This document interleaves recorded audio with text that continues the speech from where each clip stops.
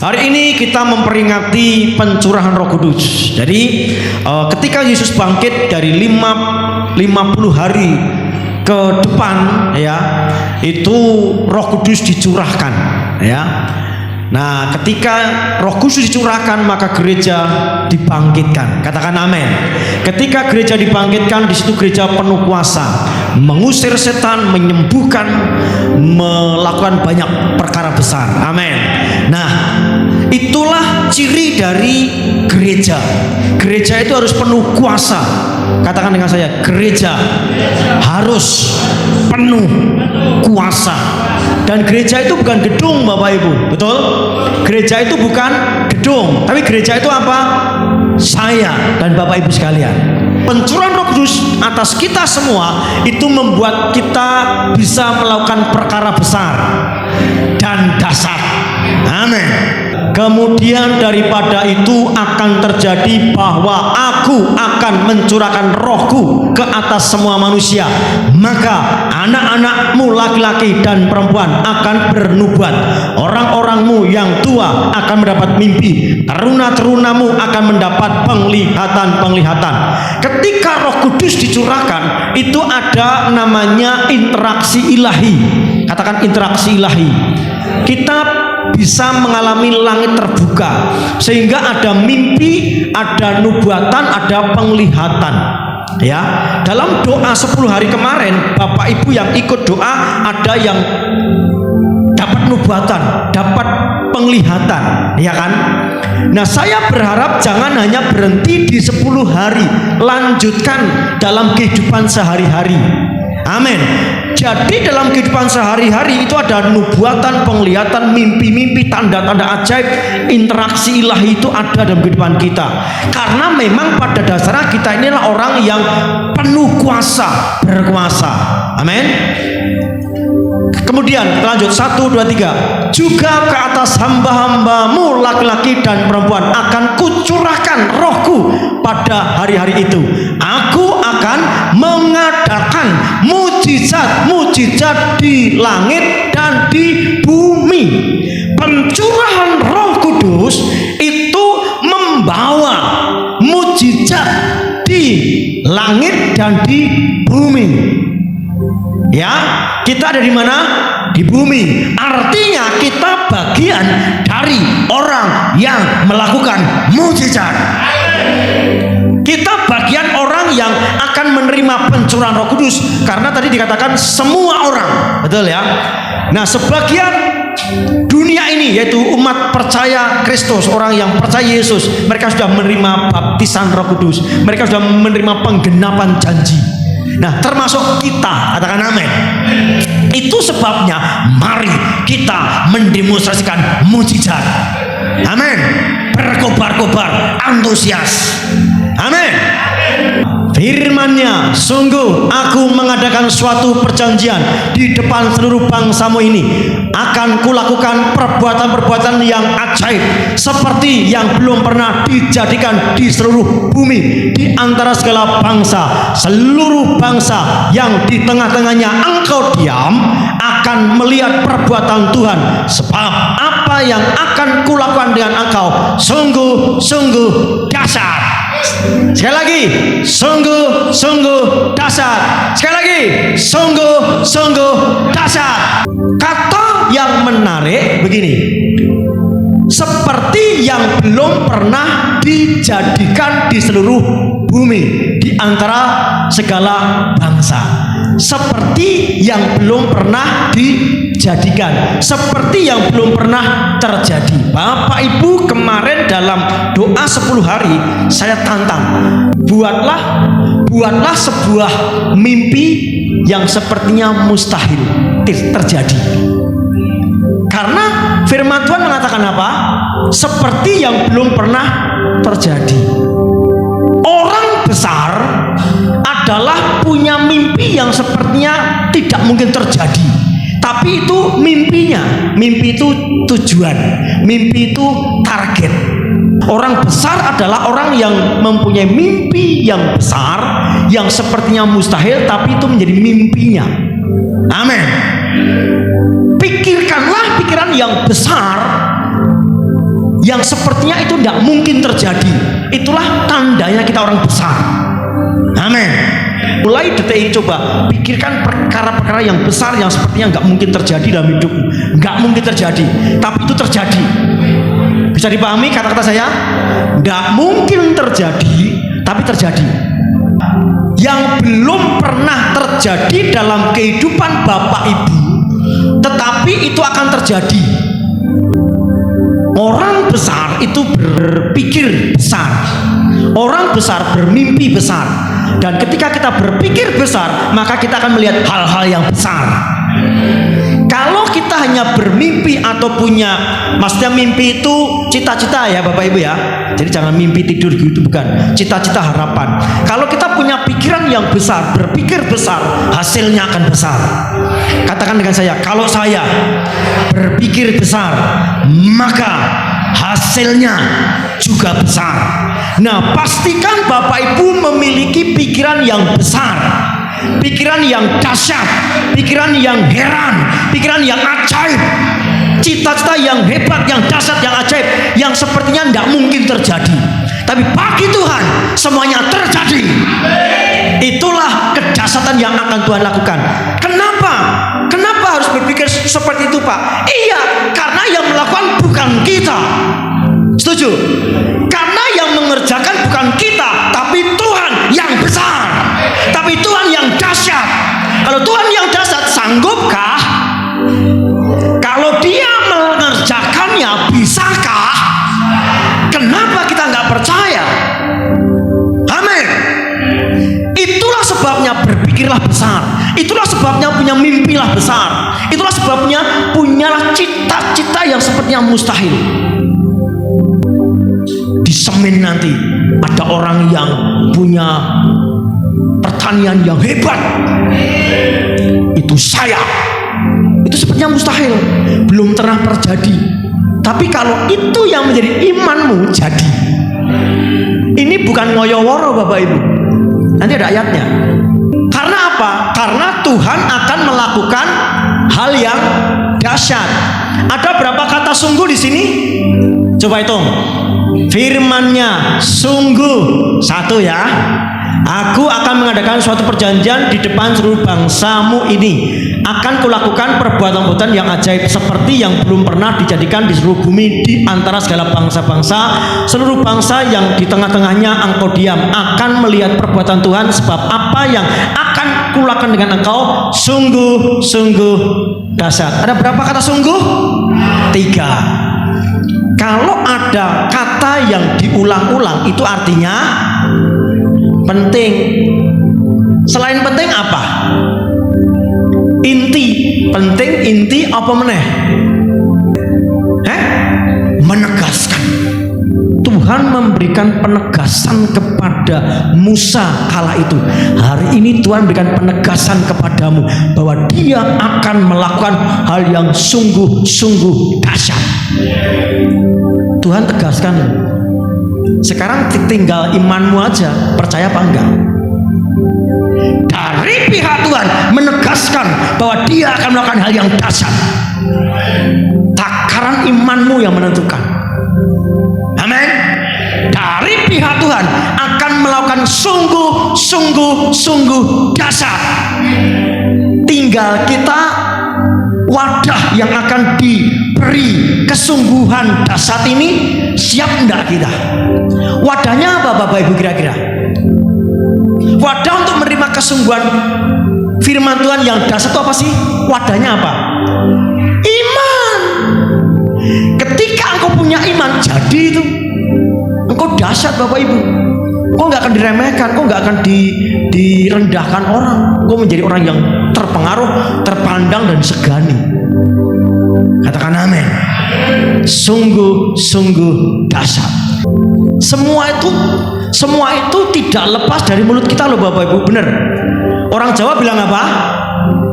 Wong Jawa kuwi sing penting. Nah, wong Jawa ngakoni lu. Sebelum orang Jawa punya filosofi seperti itu, Alkitab pernah mengatakan hidup dan mati dikuasai lidah. Semua bergantung mulut kita. Iya Tuhan, aku percaya. Saya nggak tahu bagaimana caranya, saya nggak tahu bagaimana ini bisa terjadi, tapi aku percaya kedahsyatan itu pasti terjadi dalam kehidupanku. Saya nggak tahu bagaimana caranya, tapi yang aku tahu pasti terjadi. Itu kalau sudah kita miliki, maka benar-benar terjadi. Amin. Siapa yang mengerjakannya? Bukan kita. Nah, kenapa orang Kristen tidak percaya? Orang mungkin, Pak. Kenapa coba? Orang mungkin, Pak, kedahsyatan itu nggak mungkin. Oh, ini semen. Terus kebacut tuh. Nggak. Kenapa? Karena dia hanya memandang aku yang melakukannya. Padahal yang melakukan di sini siapa? Kalau Tuhan yang melakukan bisa enggak? Kalau Tuhan yang melakukan sanggup enggak?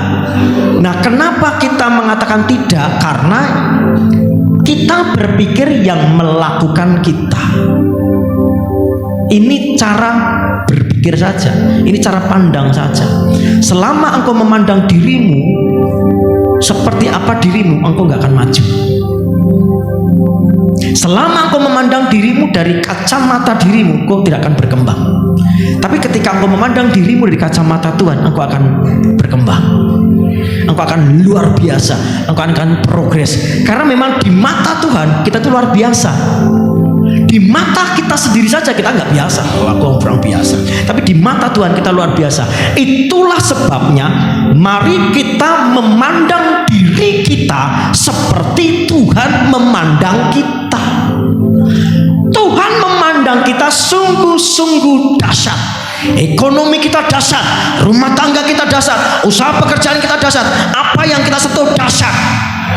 Itu yang harus kita pandang. Jangan pandang dirimu sesuai dengan pandanganmu sendiri. Itu yang menjadi kelemahan kita. Sementara dari pihak Tuhan lah yang akan mengerjakannya. Kelemahanmu, keterbatasanmu itu kesanggupanku, kata Tuhan. Keterbatasan kita, ketidaksanggupan kita, ketidakmampuan kita, dialah yang akan mengcover kita. Namun aku hidup, bukan lagi aku yang hidup, melainkan siapa? Kristus yang hidup dalam aku. Kalau Kristus hidup dalam kita, kok gak sanggup? Itu kembali kepada keyakinannya. Itu kembali pada pandangan kita sendiri. Hari ini saya tegaskan kepada Bapak Ibu sekalian, milikilah pandangan seperti Yesus memandang kita. Pandanglah dirimu seperti Yesus memandang dirimu. Sementara Tuhan memandangmu, engkau itu luar biasa, engkau itu dahsyat, engkau itu hebat, engkau itu luar biasa, engkau itu berhasil, engkau sehat, engkau diberkati, engkau itu makmur, perkasa di bumi. Itu pandangan Tuhan. Pandanglah dirimu seperti Tuhan memandangmu. Jangan pandang dirimu sendiri. Saya dapati kenapa orang Kristen nggak maju, karena dia memandang dirinya sendiri dari kacamata sendiri. Maka ketakutanlah mereka semua. Sedang rasul-rasul itu mengadakan banyak mujizat dan tanda. Setelah rasul-rasul dipenuhi Roh Kudus, setelah rasul-rasul mengalami jamahan Roh Kudus, dilawat Roh Kudus, maka mereka mengadakan apa? Banyak mujizat dan tanda. Seperti nubuatan Nabi Yoel tadi. Aku akan mencurahkan Rohku dan akan ada mujizat di langit dan di bumi. Digenapi di sini, di kisah para rasul. Digenapi pula di sini sekarang ini. Digenapi atas hidupmu, digenapi atas keluargamu. Amin. Itulah yang seharusnya kita nikmati. Amin. Tuhan merancang kita itu dahsyat. Mazmur berkata, kejadianku dahsyat, ajaib yang kau buat dan jiwaku benar-benar menyadarinya. Amin. Bapak Ibu sadar nggak kalau engkau itu dahsyat? Dahsyat kan? Ayo bilang, saya dahsyat. Saya dahsyat. Saya luar biasa.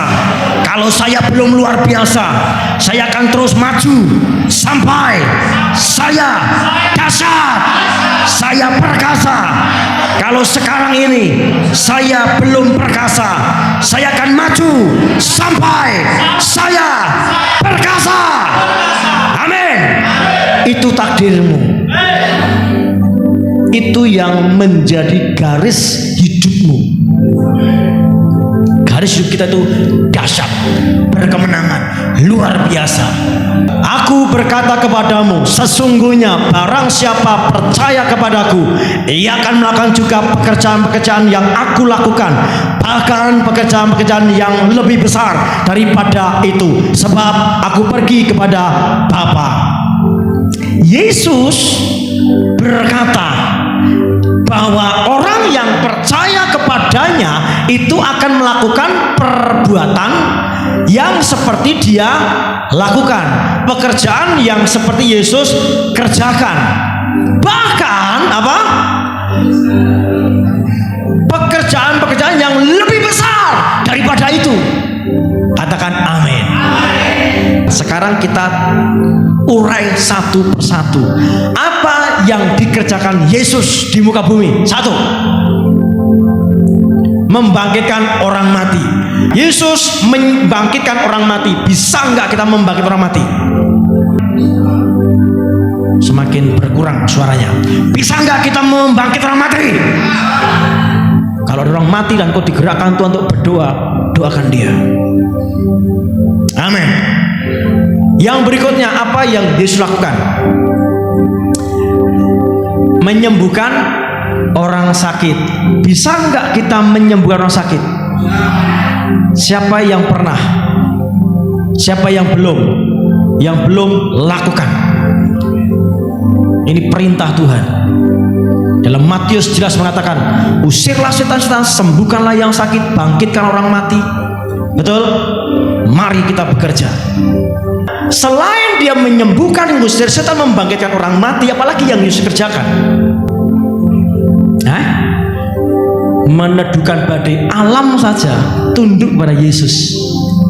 Amin. Alam saja akan tunduk pada kita. Bisa itu. Selain itu apa? Yang terpenting dari karya Yesus itu apa, Bapak Ibu? Mengampuni. Oke, apalagi? Mengasihi, mengampuni dan sebagainya. Apalagi? Yang terpenting dari semua karya Kristus, Kristus punya satu tujuan. Apa itu? Itu dia. Tujuan Yesus datang di muka bumi bukan untuk menyembuhkan, bukan untuk melakukan mujizat, bukan untuk melakukan tanda-tanda ajaib. Maka ketika ada orang disembuhkan, kamu langsung pergi, jangan ceritakan tentang saya, karena belum saatnya. Kesembuhan itu gak penting buat saya. Nah, tapi dari kesembuhan, mujizat, tanda-tanda ajaib yang Yesus lakukan, itu tujuannya satu, supaya orang ini terhubung dengan Bapa. Karena memang Yesus berkata, akulah jalan, kebenaran, dan hidup. Yesus tidak bisa menjangkau karena dia sudah mati. Betul? Tapi Yesus melalui kita, dia menjangkau orang lain. Maksud saya gini, Yesus tidak bisa menjangkau semen, tetapi melalui Roh Kudusnya dia menjangkau semen. Melalui siapa? Kita. Itulah sebabnya aku ada di semen ini, bukan kebetulan. Supaya melalui hidupmu semen terhubung dengan surga. Itulah hal yang lebih besar. Amin. Jadi mari Bapak Ibu giat dalam pekerjaan Tuhan. Apa itu? Menghubungkan orang lain dengan Tuhan. Ini keren. Kalau cuman melakukan mujizat, dukun juga bisa. Bener enggak? Kalau cuman ngusir setan, dukun juga bisa. Kalau cuman melakukan hal-hal yang ajaib, semua juga bisa. Pelayanan yang berkualitas adalah ketika orang yang kita layani itu terhubung dengan Tuhan. Katakan amin. Jadi pastikan Bapak Ibu kita terima penghargaan ini. Gini loh, Tuhan tuh nggak masalah loh. Kalau kita melakukan pekerjaan-pekerjaan yang Dia lakukan nggak masalah loh. Bahkan lebih besar lagi nggak masalah loh. Artinya Tuhan sudah memberikan apa? Kepercayaan. Amin. Tuhan memberikan apa? Penghargaan kepada kita. Terima penghargaan itu. Amin. Mari kita bergerak. Mari kita mulai praktekkan. Mari kita mulai menghubungkan orang lain kepada Tuhan. Nah, besar itu dalam bahasa aslinya megas. Apa Bapak Ibu? Megas. Nah, megas itu mengandung arti luar biasa. Jadi kita ini diberi penghargaan, kelayakan, tugas oleh Tuhan untuk melakukan pekerjaan yang besar. Apa itu? Luar biasa. Yang kedua apa? Dipersiapkan dengan skala besar. Skala besar itu artinya jangkauannya besar. Jangkauan Bapak Ibu bukan hanya di semen. Jangkauan Bapak Ibu itu besar, skalanya besar. Itulah sebabnya 3K ini harus perhatikan baik-baik. Apa itu? K pertama, keluarga. K kedua apa? Kerabat. K ketiga apa? Kenalan. Jangkauan itulah yang seharusnya engkau jangkau untuk berjumpa dengan Tuhan. Amin. Dari HP Bapak Ibu bisa hubungan ke semua negara. Bener kan? Nah, skala kita itu lebih besar. Betul? Yesus hanya di Yerusalem dan sekitarnya, Galilea dan sekitarnya. Tapi kita bisa melakukan di skala yang lebih besar. Amin. Kita bisa berpengaruh bukannya di semen saja.